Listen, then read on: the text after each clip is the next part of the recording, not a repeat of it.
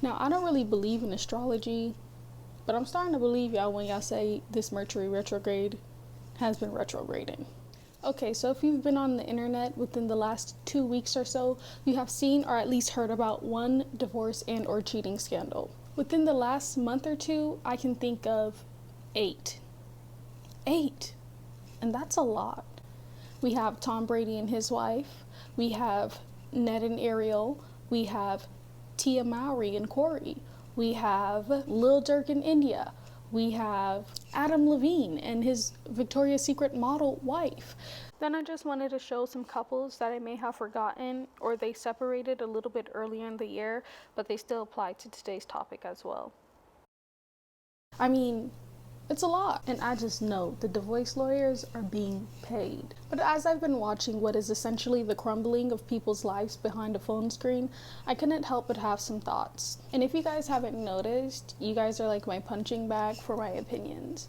I used to leave like 5-minute long voice memos to my friends, but now you guys get them. So I wanted to break this up to a few talking points because there's just so much information that we have been given within the last couple of months. So a large portion of these marriages or relationships have ended because of infidelity, of which men were the perpetrators in most of these cases. Like what's going on there? I'm not going to do the research today because we have a lot to cover and I don't have time for that. And I got to get this video out before the algorithm eventually loses interest. But someone should definitely get on that. Anywho, these very public individuals have been caught cheating very publicly. Like, this is what I don't understand. Why you as a famous person, and we're not just talking about like a D-list celebrity, we're talking about, A-list celebrities, Emmy award-winning celebrities, Tony award-winning celebrities, managers of high-profile companies, cheating in public. Like, what happened to booking hotels? What happened to the non-disclosure agreement? Not that I'm condoning cheating now, but it just seems like there was a lack of thought put into these. Oh my gosh, I just seen that man spit on himself. Anywho, why are you with your side chick at a Harry Styles concert? At a sold out Harry Styles concert? It's really not making any sense to me. It's just a lot of these cases came to light because the perpetrators basically told on themselves. Like, oh, you just don't give a fuck. And I know that we have normalized cheating so much that we forget just how immoral of a thing it is. Like, it's not just Krishan and Blueface fighting on our timeline every week. When you cheat, you are essentially saying you do not care about the physical, the sexual, or the mental well-being of your partner, as well as the livelihoods of your children, if you do have them. Your infidelity, this mistake, will literally have an effect on everyone in your life. And I think there's no better case in that than the Ned Fulmer situation. Oh, I love my wife. I love my wife. Ah! This story by far has taken up the most of my timeline because unlike these other couples that had other careers surrounding their relationship, arguably Ned's relationship was his career. He was literally dubbed the wife guy. Like, every time I see Ned, it was him talking about how much he loved his wife. And to be honest, when the news first broke, I don't think I really understood the ramifications of it until weeks later. Initially, I was just like, oh wow, that's crazy. That man whose videos popped up on my timeline once in a blue moon has cheated on his wife. Sending love and prayers to the family. But as the weeks went on, the hole just got deeper and deeper and deeper. And this is a thorough shit show. Was not just bad, it was a shit show. Like, there are a lot of videos on YouTube going into just how bad this situation is for everyone involved. Like, a lot of money has been lost and a lot of money has been made. Like, Ned didn't just cheat on his wife, which is deplorable, but like, let's face it, it happens all the time. He cheated with the employee of the company in which he was a manager at. An employee who was also engaged, by the way. And there's just no coming back from that in the corporate world. Or you're going to at least have to do a lot of work to mend this. This little blunder of his has had a ripple effect in everyone's lives who was near him. He has practically torn a hole in the company that him and his co-creators have worked so hard to make. They built their way up from the creatively soul-sucking environment that is BuzzFeed to create this successful brand that supplies multiple people's lives. And he really said, Fuck all that for some pussy. And like, it's totally understandable for those other Try Guys to be pissed at Ned. And not just about the morality of the situation. Like, I've seen a lot of people saying, oh, this is sad because, you know, that was their friend, and obviously that was somebody that they trusted. And it does seem like they did not know what was going on. Just to be hit over the head with this information, it's jarring. But not only is the morality of it bad, but nah, he fucking with people's bags now. And once you start taking money out of people's pockets, heads have rolled for less. Like, this is a huge scandal. Companies and businesses are not going to want to cooperate with them in the future. Or at least for the meantime, they're going to want to keep their distance from them. A manager of this company, and not only a manager, one of the people that created this company, sleeping with an employee is just not a good look. And he was married this whole time. And the employee was engaged. And we are already seeing the ramifications of this. Their TV show that they worked so hard for lost its primetime spot. Brand deals, sponsorships, episodes that they could never air because he was involved in it. All of that is so much money. Like, I'm not gonna lie. Me and Ned would have to square up if I was the other Try Guys. Those other guys have every right to be pissed. Now they have to work so hard to disentangle themselves from you, who was intrinsic to their brand to begin with, who used your house as the office for that company in the beginning. It's just baffling to me that these people that cheat are risking it all. Like, literally, their families, their jobs, their livelihoods. And for what?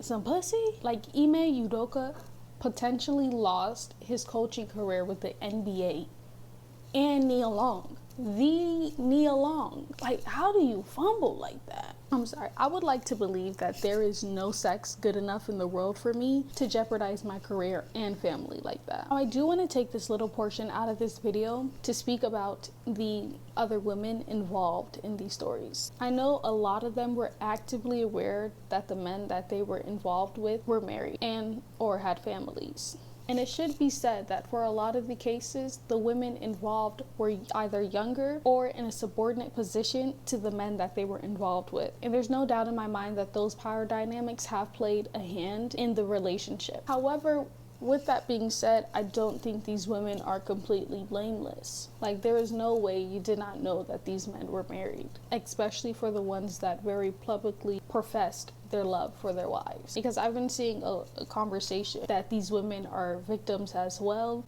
And just to me, I just don't think it's fair. I think it's disingenuous to, you know, absolve these women of their part in basically the hurt and anguish that these people's partners and children are feeling. Like, I don't know, I just don't think enough people have brought up the fact that Alex, employee Ned cheated with, was also engaged. Like, her husband is definitely going through it as well. And to find out, especially in these type of means, that's fucked up. But all this goes to say that without a doubt, like, most of the blame should be placed on the person that was supposed to uphold a vow and make work a safe environment for all and failed to do that. Unlike majority of the cases that I have brought forth today, there are some divorces or splits that resulted as a natural progression of the relationship, as far as we know. The two biggest that I can think of right now is Tom Brady and his wife Giselle, and Tia Mowry and her husband Corey. Now, as stated before, the exact reason for these divorces have not been finalized, but we could kind of tell. I especially find the Tom Brady divorce interesting because I think it is a bit of a study on how passions can easily become obsessions. For those who don't know, I believe sometime around last year, Tom Brady, one of the most successful American football players, retired to quote unquote spend more time with his family. We had a whole send-off ceremony, people were crying, people wished him well, it was beautiful, and it was done until he came back a month later. For longtime fans of Brady, you could just tell something was off. He appeared more gaunt looking at press conferences. He switched teams suddenly. His actions became more sporadic and less calculated as they were in the past. And his wife Giselle, who is typically one of his biggest supporters, has yet to show up to one of his games since his retirement from his retirement. Apparently, Tom had made a promise to Giselle that he would retire to spend more time with his family. And obviously that did not happen. And although not confirmed, one could only assume that the reason for this divorce is because of that. Now, admittedly, I did not know just how big of a star Giselle was. It was a bit of a shock to not only learn that she was a world famous model, but she was the highest paid model in the world at one point. And that just goes to say there is no lack of money on her part, like at all. Trust me, she got it. The simplest way I've seen it put is anywhere else outside of America, Tom Brady is referred to as Giselle's husband. So with money being out of the argument, there really was no excuse for people to say she wants Brady around, other than the fact that she simply wants the man that she married to spend time with her and their children. But the argument most defenders of Brady bring up, if the roles were reversed, we would be calling sexism. Side note, I just hate if the roles were reversed ass nigga, like they're not. You saying this is only trying to deter from the conversation at hand. I do understand where football fans are coming from on one hand. This man quite literally devoted his mind, body, and soul to football. It's all he's ever known, and he obviously loves doing it. It's his passion, and he still feels like he's in the right condition to play. Why take away something that this man obviously loves? Giselle should have known what she was signing up for when she decided to become the wife of a famous football player. And not just any NFL player, one that many deem the GOAT. And that makes sense. But I can't help but feel like he made a promise to his wife, a very real promise to his wife. Almost a vow, if you might. And I stated before, Giselle has money. She didn't need a man to financially stabilize her. One could only assume she got married because she wanted a husband. She wanted someone that she can grow old with and have children with. Like, no one was saying anything when she gave up her career as being, mind you now, the highest paid model in the world to start a family. And yes, that was her prerogative, but Tom Brady made a very real promise to her that he was going to do the same thing. Like, do we not see the issue because societal standards of gender tells us that women should stay at home and raise the children while men work? Is it because of that, like, why we don't care? And she and Tom has been married for nearly 13 years now. Married or together for nearly 13 years now. One could only assume that she has played the role of a supportive football wife for all 13 of those years. And when Tom finally promised and made due on that promise, it only lasted for a month. 13 years versus a month. Like, I could just imagine Tom went home to his kids and was like, so what y'all be doing over here? And I do like to be impartial in situations. I get it. I really do. You guys want to defend Tom and support his decision to continue his career because you guys love football. Much like Tom, you understand the sport and understand the sacrifices that it must take to play this sport. And you guys love it.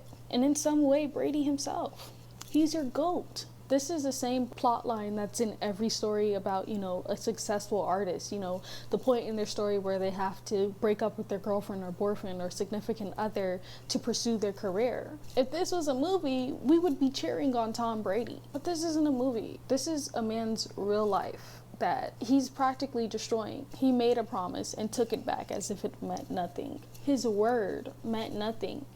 And obviously, that was unforgivable to Giselle. I don't know, it just feels like we are witnessing the unraveling of a man in front of our eyes. And it does seem he is going through some sort of midlife crisis. And all we can do is watch and speculate. And in some cases, actively cheer him on because we like the sport and like the work that he has put into this sport. I don't know, and it's also just funny to me to see a lot of the men that claim the worst thing that can happen to a woman is her ending up alone and quote unquote sad in her 60s is literally cheering on a man that is doing that to himself. Anyways, moving on. That Jada in that weird love. Tia Mowry and Corey and the myth of black love. In other divorces we don't know the actual reason for, we have Tia and her husband of 15 years, Corey. Now, if you are a part of the black community, you know who these people are. And the demise of the relationship has left the black community in shambles. To a lot, it feels like we have lost the last remaining true example of black love. Like, Jada's out here sleeping with physically and mentally ill young men. Lil Durk had a baby on India. And even Jay-Z is out here calling Becky with the good hair. Black love is a myth, it's unattainable, and we should just give up about any hope for finding true love in the future. Newsflash, love has always been dead. Or at least in the way that we view it, I believe. But my thing is, we don't really know what happened to these individuals. Relationships are complicated, and that's coming from someone who has never been in one. And us as consumers of these people's lives are only left to speculate off the so little information that they have given us to work with. Like, we're trying to analyze 15 years relationship through a couple clips and glimpses I've chosen to show us. And like Chinua Achebe said, things fall apart. And despite how cute the Holly Baileys and DDGs are, they can quickly turn into Krishan and Blueface. I'm so serious when I say everything I have learned about that relationship has been against my will. Get them niggas off my timeline, as in yesterday. But I don't know, I find it interesting how quickly we disregard Black couples once they no longer fit into our defined guides of what Black love should look like.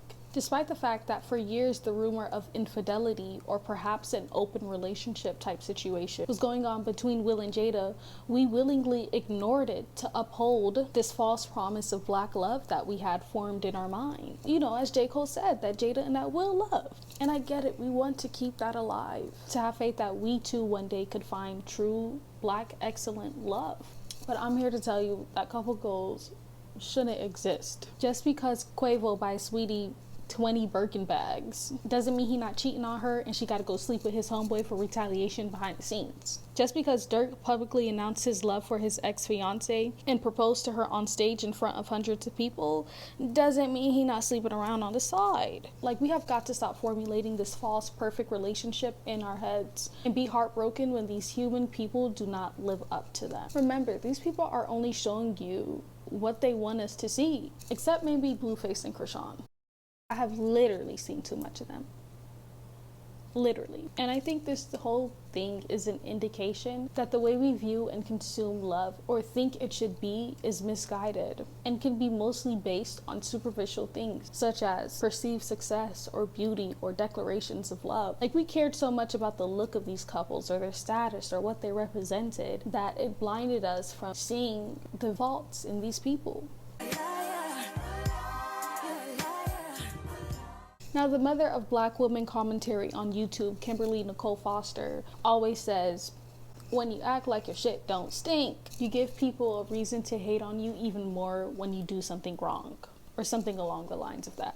And let me just say this now before this channel gets any bigger. I'm human. I'm going to make mistakes, as I'm pretty sure every one of you have as well. Now, I do believe that we shouldn't just accept our mistakes and we should actively work to try and combat the behavior that we think is normal and critically engage with everything that we've been taught in life. But even while saying that, mistakes will still be made. I've done and said some shitty things, and I'm pretty sure I probably will continue to do and say some shitty things. But for a lot of celebrity, and especially content creators, this fact seems to be forgotten. With public cheating scandals like the ones I've spoken about today, a lot of these couples have branded themselves as the perfect couple, as the thing that we should aspire to be.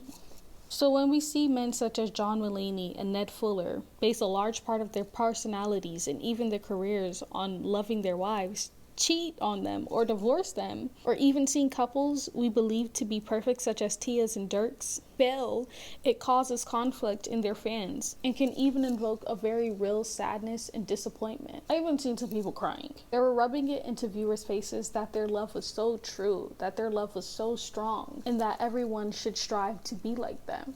I'm sorry, but it's just so wild to me that some of the things that Ned was openly condemning, he literally proceeded to do so himself. Like, you can't get any more hypocritical than that.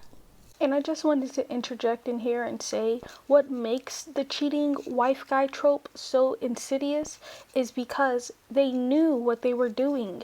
They built up their personalities off of loving their wives because they knew most men were not vocal about it.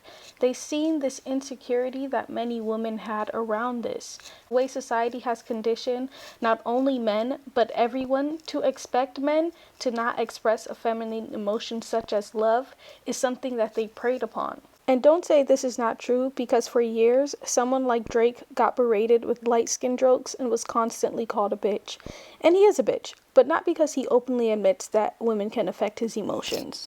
These men knew and preyed on the insecurities of women, not unlike how many non-black men will make TikToks about loving black women, even though that's not always the case, just because they know they will get the engagement.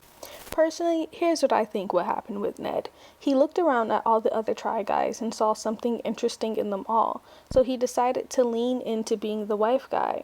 Now, I do believe these men love their wives, or at one point did love their wives, but something about being a public figure is hard to separate that fictitious wife-loving persona with who you really are. People are upset and very emotionally invested in these relationships. Then on one hand, I was like, why do we care?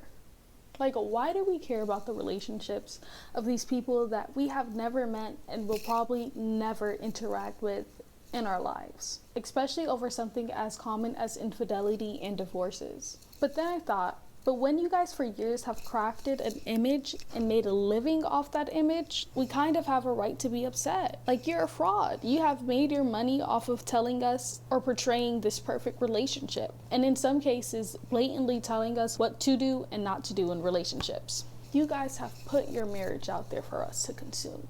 You guys were acting like y'all shit didn't stink, and baby, it did. Like, when you literally have about 10 years of your life documented on the internet, it's so easy just to go back and find clips that contradict what you were saying. That's the scary thing about being on the internet. Everything that you have said has been documented. You could just go back and find that shit. And yes, I do also believe we should give privacy to the people who are directly hurt in these situations, but I also do understand the outrage. And to end this off, I just want to think about what part do we play in all of this. You know, we sit in the sidelines and watch these people essentially destroy their lives, and we revel in the messiness of it. We sit around and we speculate on what really happened. We make tweet threads. We watch compilation videos about it. We have whole Reddit pages dedicated to it. We nudge the people who were involved or close to these people to fess up on what they know. We listen to the hindsight biasers and nod our head in agreements. We sit and we make 30-minute long YouTube videos about it. And I must admit, when I take a step back from all of this and really look at it, it's kind of weird, no? Like, yes, there are some people who are rightfully hurt by these situations, but at the same time, there's a difference from expressing your hurt and disappointment and actively seeking out more harmful information to satisfy this need you have for gossip. Like, bombarding those who were involved with the situation for an op-ed piece while still actively processing it is wild to me. Like, girl, be calm. Anyways, I don't really have an end to this video. I guess I would just want to say is, life is complicated. You know, shit happens. Don't cheat. And if you do, at least don't leave an entire internet history of your relationship online that people can easily search up. Sayonara, bye-bye. Please take care of yourself. Like, I'm so serious, you guys. It's your fault why I have to go on Twitter and see a Krishan and Blueface sex tape.